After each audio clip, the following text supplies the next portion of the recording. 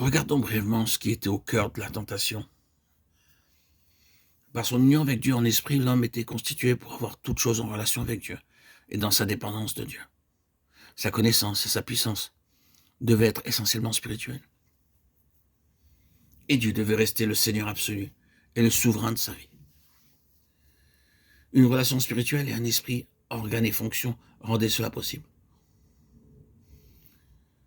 La tentation consista pour Adam à avoir toute chose en soi-même.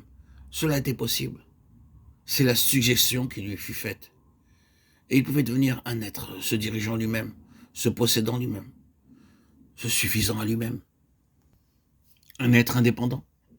Et pour arriver à ce but, il était futile d'en appeler à l'esprit qui était dans l'homme, car cela aurait signifié que la question serait soumise à Dieu. Il fallait donc approcher l'organe conscient de lui-même. C'est ainsi que la raison, le désir, la volonté, les facultés de l'âme furent assaillies.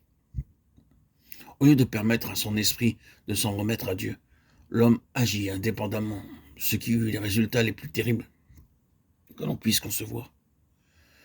Premièrement, Dieu, dans sa souveraineté, sa seigneurie absolue, fut mis de côté par l'homme. Et Satan reçut sa place comme celui qui doit être obéi. C'était là ce que Satan désirait par-dessus tout, c'est-à-dire être le Dieu de ce monde.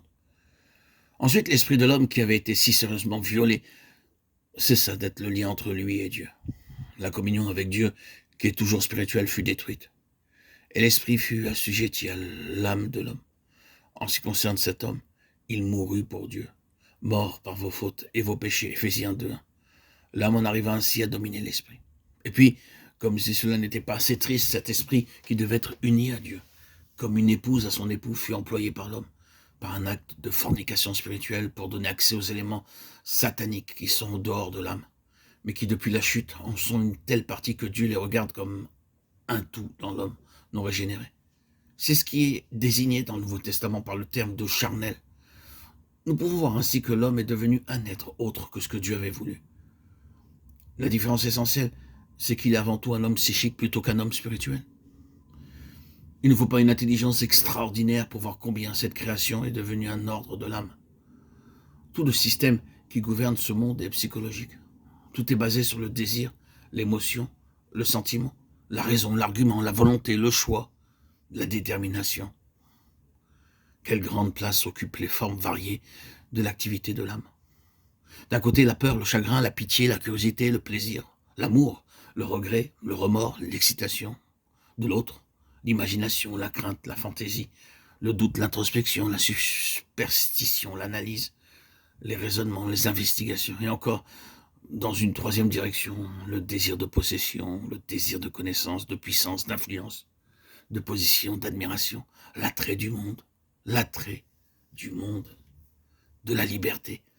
Et enfin, dans une autre direction encore, la décision, la confiance, le courage, l'indépendance, l'endurance, l'impulsion, le caprice, l'indécision, l'obstination.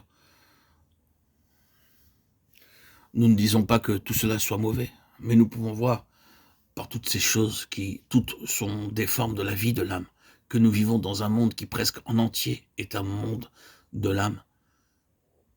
Mais nous ne nous arrêtons pas là. Pensons à la place qu'occupe tout cela dans la vie et le service chrétien. Depuis le premier pas fait en relation avec l'Évangile et dans tout le cours de notre activité chrétienne.